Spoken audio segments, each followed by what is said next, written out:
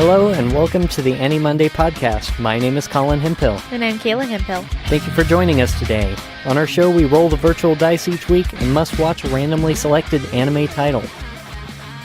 Last week, we hit the random button on Crunchyroll, and the name written down that would become our destiny is Love Tyrant. This was a manga series in 2012 that was published online, and it became an anime series that premiered in 2017. We watched the first 4 episodes, and we'll be discussing those in depth, but we'll try to avoid major spoilers. Guri is an angel and the owner of the Kiss Note, a powerful notebook that allows her to make people fall in love with a kiss. When she accidentally writes down Seji's name, she decides to let him pick who he wants to fall in love with. Seji considers kissing his crush, Akane, but it turns out she also has feelings for Seji that border on psychotic. Eventually, Akane and Seji become a couple, but Guri decides that she also likes Seji and inserts herself into the pairing via the Kiss Note. When Akane's sister Yuzu also gets involved in the love triangle, Seji starts to realize that he may never experience a normal love life again. So I guess let's start with kind of talking about the plot of this show. It's the first thing that you notice when you see this. If you've seen Death Note before, it's an immediate recognizable parody of Death Note. They even have a line where he says, "Oh, I know what this is based off of, and I'm in trouble." Yeah, when she carries around the Kiss Note, it even has similar font to the Death Note journal. It's very obvious that this was intended to be sort of a ripoff of Death Note, but in a comedic sense. Oh, yeah, definitely. Everything about it kind of, right out the gate, seems like that's what they're going for. Right from the first episode, a lot of the plot doesn't really make sense at all. If you felt the same way, we watched it, the first episode, at least twice. I think you saw it 3 times. I did. So maybe you have a better understanding of how things work. Well, I think after the 3rd time I do. Yeah, they throw a lot of stuff at you all at once. But after that first episode, it kind of takes, it takes you in a different direction and you're just going. Yeah, it felt like the flow was fine in the later episodes. The first one, they just threw it all at you right from the start. Yeah, we actually watched the subtitled version first and then switched over to the dub, hoping that hearing it in English would be Easier to follow, yeah. There's still so much going on. A lot, yeah. And it's equal parts showing you what's going on, but also talking a lot. There was a lot of exposition that the characters revealed. So it was kind of hard to follow because there was a lot of movement. There was also a lot of dialogue. So it was just a lot to take in the first episode. So let's talk about some of the characters. The main character, Seji, is a guy who, from the start, meets this angel character and is kind of thrown into this scenario. What do you think about him?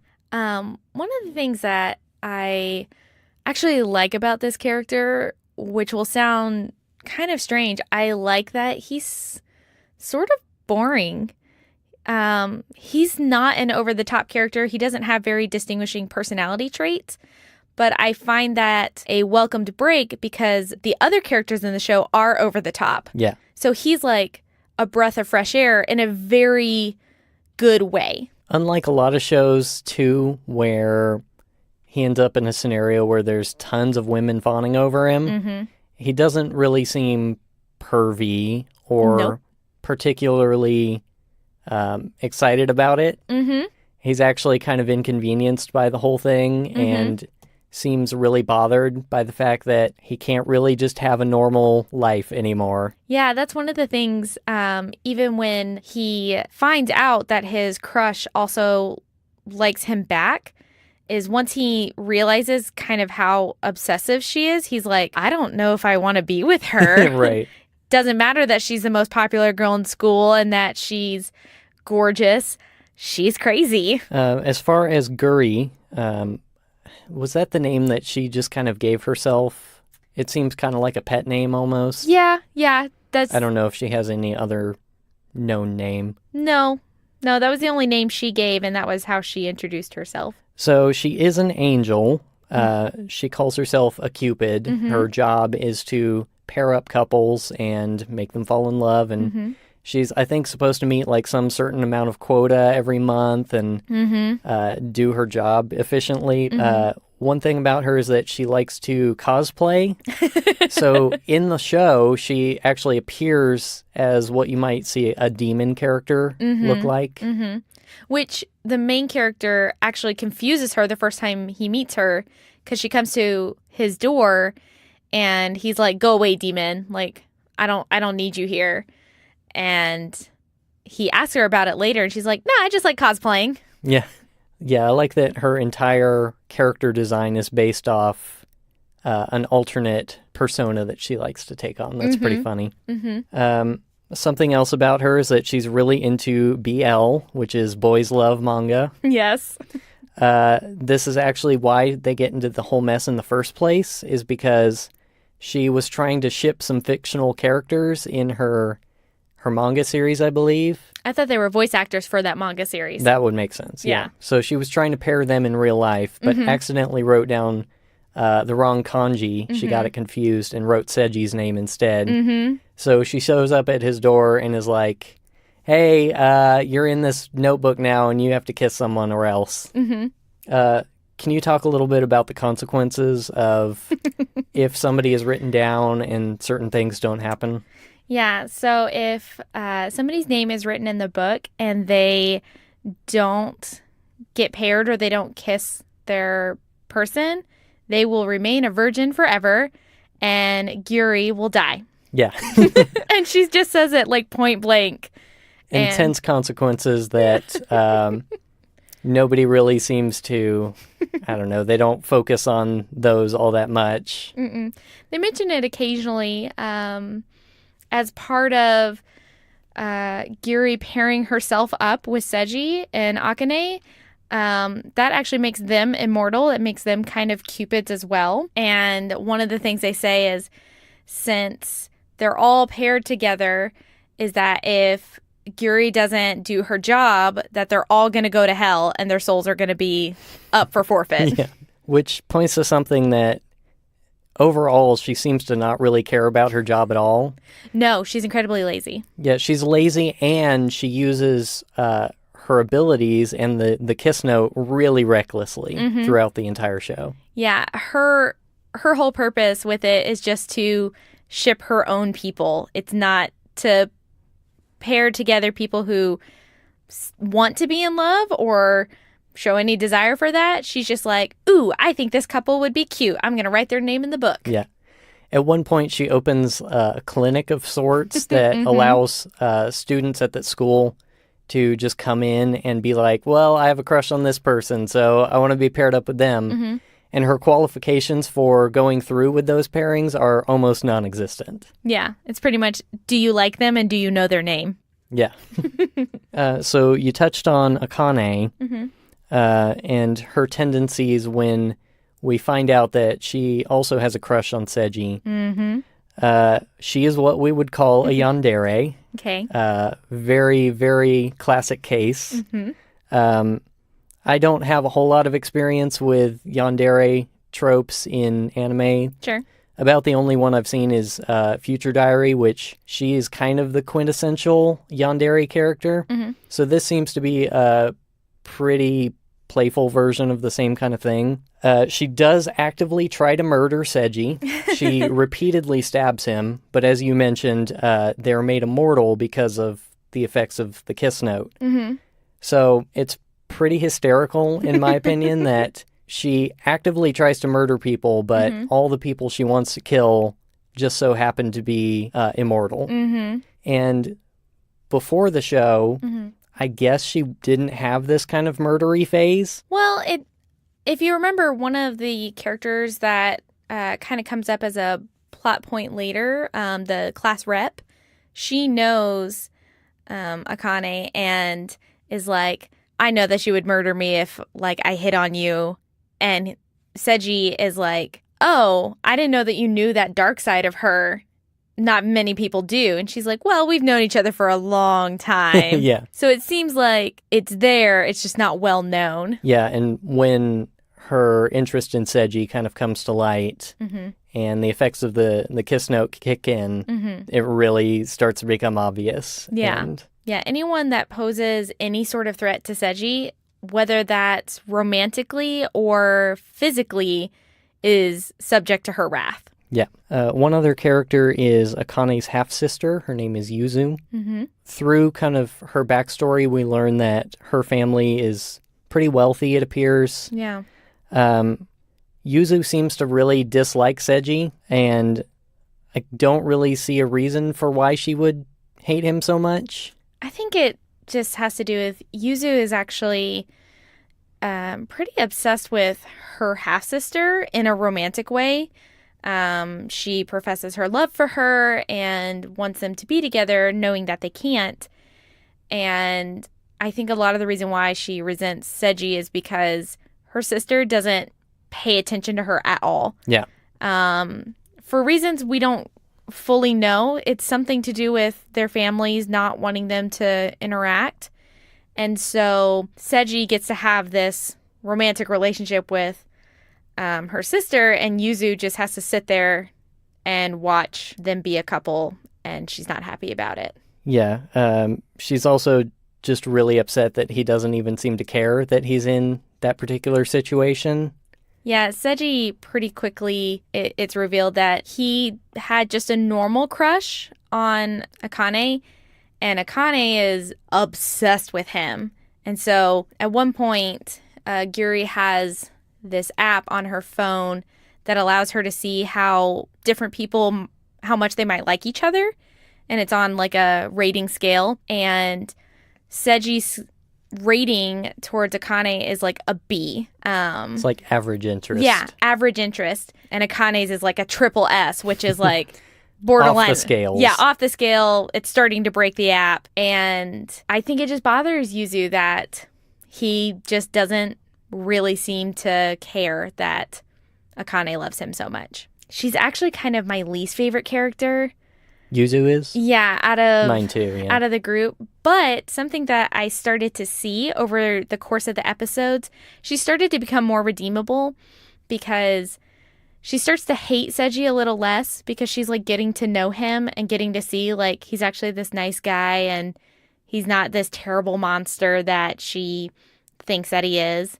And I'm starting to see some like character development with her. So I would be really curious to know if she starts becoming more redeemable in later episodes. Yeah, same. There's one character we haven't talked about yet. I think I know which one. Guri has a boss. Yeah.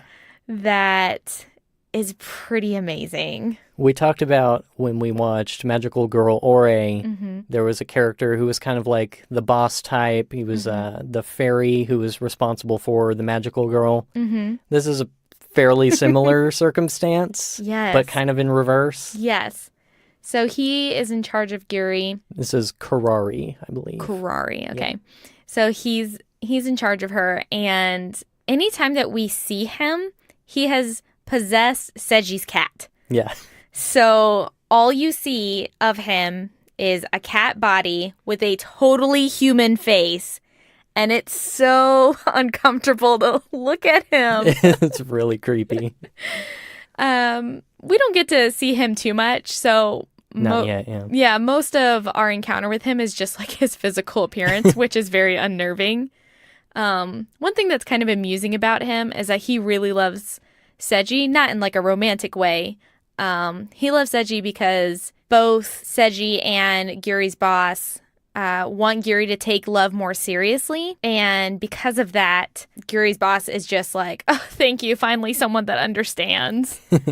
This show is actually a little unique from some of the other shows that we've seen, probably most of them, in that Seiji's family is actually kind of at the forefront of this show a whole lot more. Yes. Yeah, we actually encounter his family quite a bit. So his parents are in the show. They have unfortunately been brainwashed by something that's equivalent to like the flashy thing from Men in Black. Yeah. Basically because Guri doesn't want to have to deal with them and explain the whole situation. So she just kind of brainwashes them, and they're convinced that she was always been there and she's like part of the family.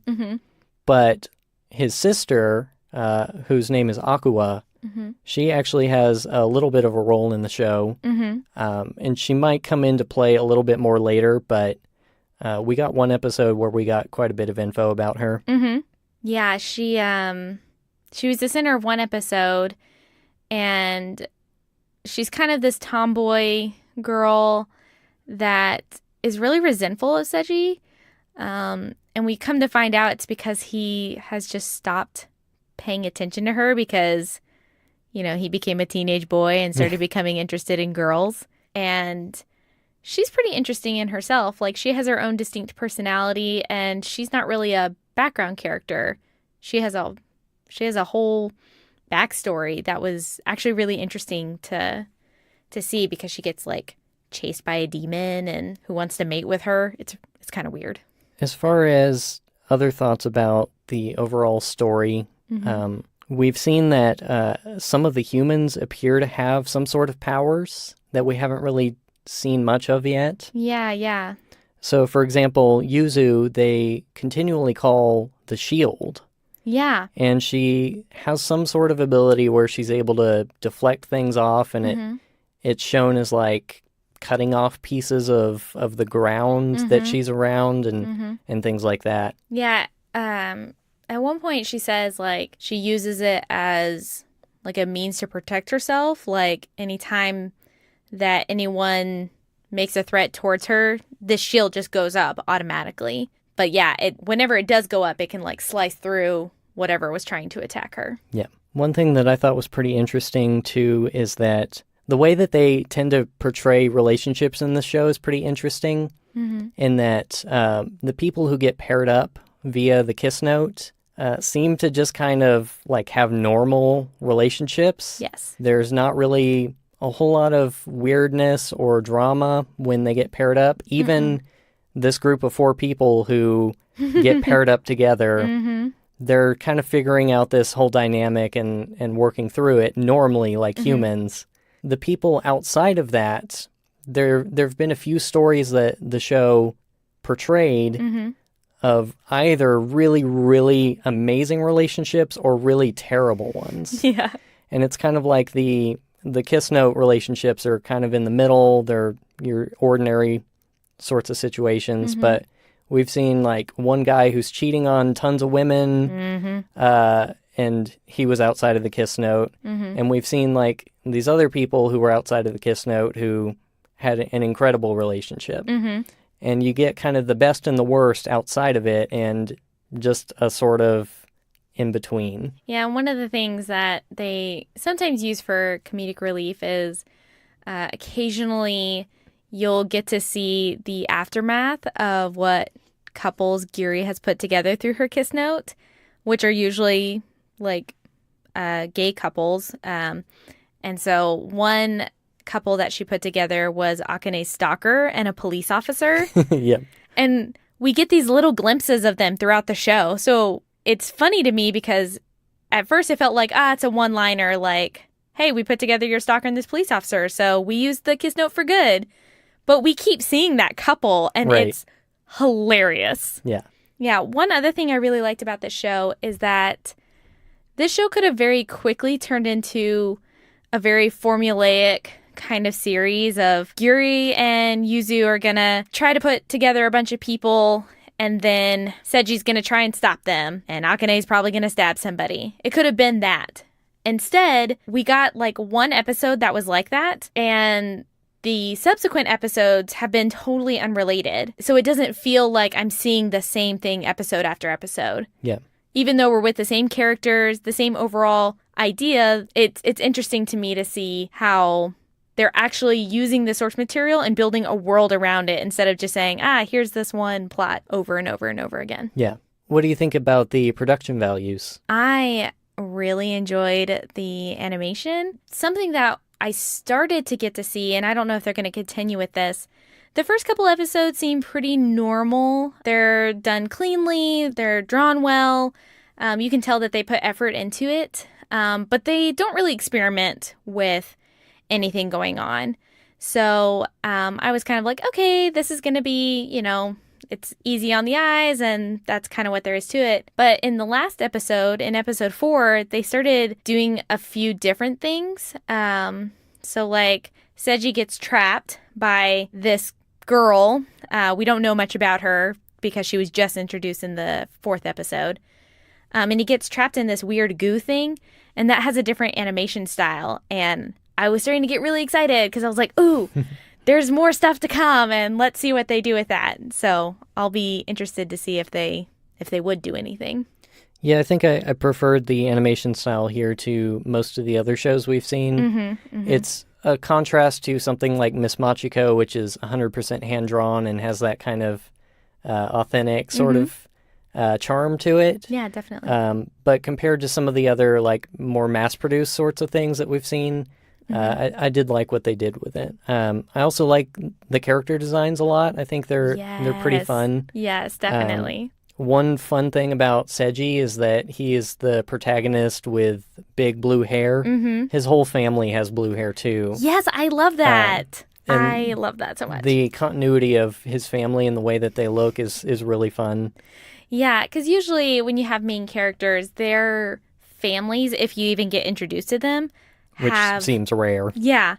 Their families usually have normal brown hair black, woman, black hair guy. Yeah. Yeah. And so to see his whole family, his sister and both his parents have slightly different shades of blue was really fun and interesting to me. Yeah. Some of the less flattering character designs, Akane is very boob heavy. Yes. Typical, of course.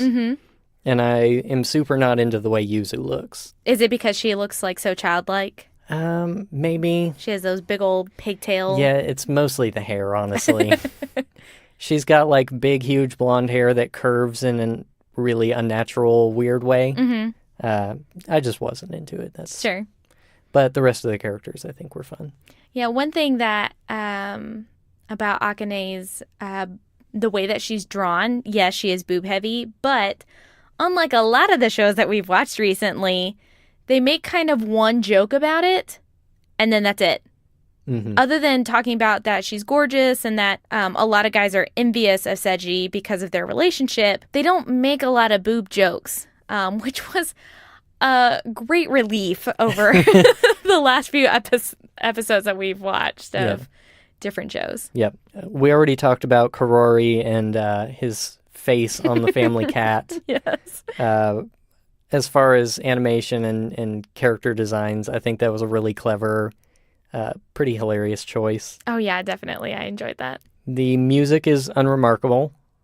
Yeah. Not really anything noteworthy as far as the intro and outro music or the score. Couldn't really tell you much about it. It doesn't detract. It doesn't make you feel like you're missing something because this series is very dialogue heavy. There is a lot of action between all the different characters. And so there isn't a whole lot of quiet space for music to fill in. So that could be a loss, but I'm so in love with the characters that I don't find myself missing the music very much. This show is also unique, as Kayla mentioned, that it's the first one we've rolled that is available both subbed and dubbed. So we were able to watch this on Funimation as well. The dub quality is pretty good. Yeah. I wouldn't say they brought out their maximum A team for it, but good character choices and like you said, it made it easier to follow, especially in the first episode where everything was so fast-paced. Yeah, there were times when we had to pause and go back so that we could finish reading what was on the screen because they were just talking so fast we were kind of missing it. Yeah. Any closing general thoughts or likes and dislikes?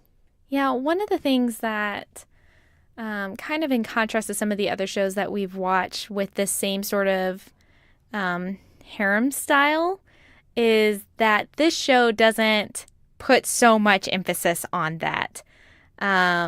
It's showing a lot of the normal relationships that they could have with one another instead of just focusing on who's gonna sleep with who. that doesn't come up at all. They actually never talk about sex at all, which is refreshing. So if they're going to have this, it's something that is more relatable in terms of like normal relationships. In fact, she mentions when she's pairing couples together that the ultimate goal of the Kiss Note is to make people fall in love so that they get married one day. Yeah. And it's with the intention of you guys have an actual future together, not just that you're crazy about each other. Yeah, and that seems to carry through theme-wise through the whole show. You mentioned this before, one of the couples that we meet that are outside of the Kiss Note is a student and a teacher, and Guri offers to put them together in the Kiss Note. Yep. And the student refuses because she says she wants to fall in love naturally and she doesn't want to miss out on that. And she talks about, I'm gonna wait until after high school and he's not my teacher anymore, and then I'm gonna go to college and I'm gonna get this job and we're gonna be together. Not right now when it's inappropriate, but someday. Mm-hmm. Yeah, and the teacher equally recognizes that he can't pursue this at the moment, but asks her to wait, and he does the same for her. So that was really nice, yeah. Yeah, it seems like they're actually kind of showing like a balance between what are healthy relationships and unhealthy. Yeah. Also within their group. Right. Because Akane is obviously very unhealthy, like attached to Seiji because she's so obsessed with him and is very, very protective of him. Whereas Guri is just kind of like, oh, hey, Seiji, you're cool. And like, I get this warm feeling when you're around. And then Yuzu is having this slow burn kind of growing affection, maybe. Even just not hating him and becoming friends. Yes. So it's kind of showing the different kinds of loves even in their group. Yeah. And possibly even like the reconciliation of Seiji and his sister or other family members throughout the show. All sorts of relationships. Yeah. They're showing definitely different kinds of love. And I think that's one thing that we haven't talked about is with Guri, something that she says is that she's never experienced love and she doesn't know what that looks like. So part of her experience and wanting to be in this couple is her experiencing love. And so I think a lot of the show is kind of revealing the lessons that Guri's being taught about love and how love looks in all its different forms. We did talk about how it's extremely fast-paced, and they kind of force the character introductions really early on to get the plot moving. Yeah. And then it goes back to what I would consider a normal pace and what we can expect from the rest of the show. Absolutely. In episode 2. I do think that detracted a little bit from my interest going straight into it, of just being so hard to digest. Especially because part of what happens in this show is that there's a rule set that's introduced from moment zero, which is, here's the Kiss Note, this is what it can do. And then they throw that idea out and immediately play fast and loose with the rules. It feels like they really don't have a handle on what happens when somebody's in the Kiss Note and what happens if they don't follow through with the rules. I felt like that was at least not well explained. Sure. Possibly just it being in an anime form factor rather than the manga, but that was one thing that did bother me. Yeah, sure. I think they put a lot of stuff in the first episode because they wanted you to be introduced to the 4 main characters and kind of get a sense of them and understand this is the world that we live in and these are the rules that are going to come into play at some point. And they kind of get touched on a little bit through the next 3 episodes. But I have a feeling that they'll probably come back more with future episodes. I think they missed their chance with the whole Death Note parody. I was really excited that was kind of the premise for the show and wanted to see what they did with it. it wasn't long before, like you said, Seiji mentioned, oh, I've seen this notebook before. Does this do what I think it does? Mm-hmm. And they had this kind of tongue-in-cheek sort of reference back to Death Note. Mm-hmm. I would have really been stoked if they had never mentioned it. Sure, and they it just been like really subtle. showed the notebook and it had the same font and you were just left to, hey, I know what that thing is. I don't need to be told that this is a parody. Sure. Yeah, and that's something that you and I have talked about before on the show, is that you are really not a fan of referential humor. Referential or meta. Or meta, right. And so I can understand why they would do it, especially if somebody came into this show without having experienced Death Note. It would be like a, hey, we're referencing something, go check it out kind of thing. But for you, as somebody that's seen it, it's like, yeah, I already know. There are a few unknowns so far. Mm-hmm. You mentioned the pink-haired girl with the glasses who shows up towards the end and kind of kidnaps Seiji. Yep. We know very little about her, so I'd be interested to see what happens. Other than that, she's crazy. She's real crazy. Even Akane thinks she's crazy, which... Yeah, she calls her a psychopath. Yeah. Which is saying something, because she knows. She's aware of her own craziness towards Seiji. Yeah, she talks about it. She's like, yeah, everyone knows I'm obsessed with Seiji. We also haven't seen some compatibilities with certain characters. Yes. They introduced this app that the angels are able to pull up that kind of rates the characters and their compatibility. And we've seen the comparisons between a few characters, but we don't know some of the others unknowns, and I'd be interested to see those. Mostly with Guri. Yeah. Guri hasn't put herself in there. She hasn't been in those at all, so that'd be interesting to know. And then this whole thing with some of the humans having powers. And we don't know if they have allegiance to angels or demons, or if their power comes from something else entirely. Yeah, it even seems like Akane has powers because, man, she can pull a dagger out of... Like, how many daggers? Does she just carry them around? Does she, create them? I don't know, but she always has them. Would you watch any more of this? Definitively, yes. Yeah? Yes, absolutely. I was actually really sad when we got to episode 4. You were, yeah. And I was like, oh, we have to stop. Kayla, you can't watch more before the podcast. So, probably right after this, I'm going to go and watch more. All right. I know what my night's going to be then. So are you going to also watch this with me? I am going to introduce a new response to this question that we always ask at the end of the episodes. Okay. Maybe. Okay. What I'm qualifying this as is if it were on the TV and I were present in the room, I would not complain or leave the room. But I would never really go out of my way to spend my time watching this. Okay, that's fair. I can appreciate that. So, since you will probably continue watching this, yes, I won't mind. Okay. I think it'll be interesting to see where it goes. Yeah, I think that's a good response. Especially because we know J. Michael Tatum is going to be a character in this show later on, so that'll be funny. That's mostly what I'm looking forward to. Yeah.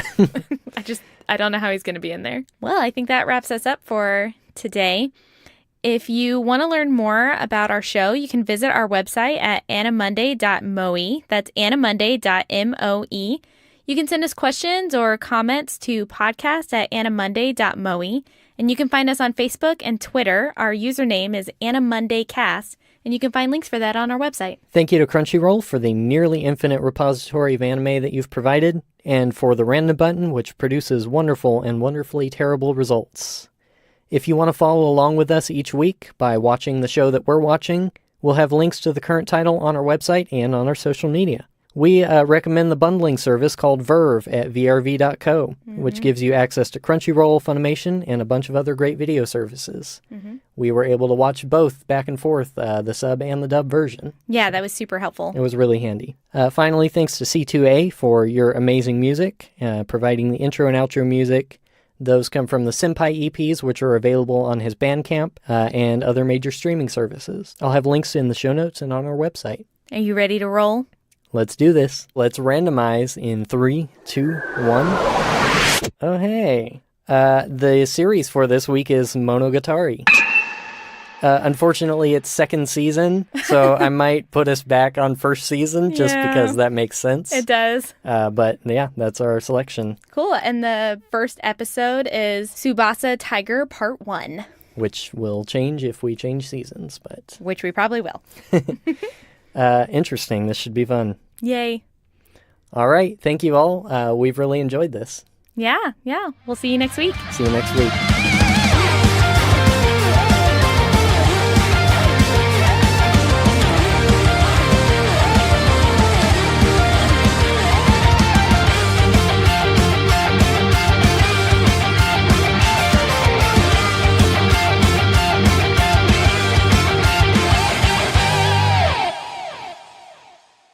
Hello and welcome to the AniMonday podcast. No. My name is Colin Hempel. No.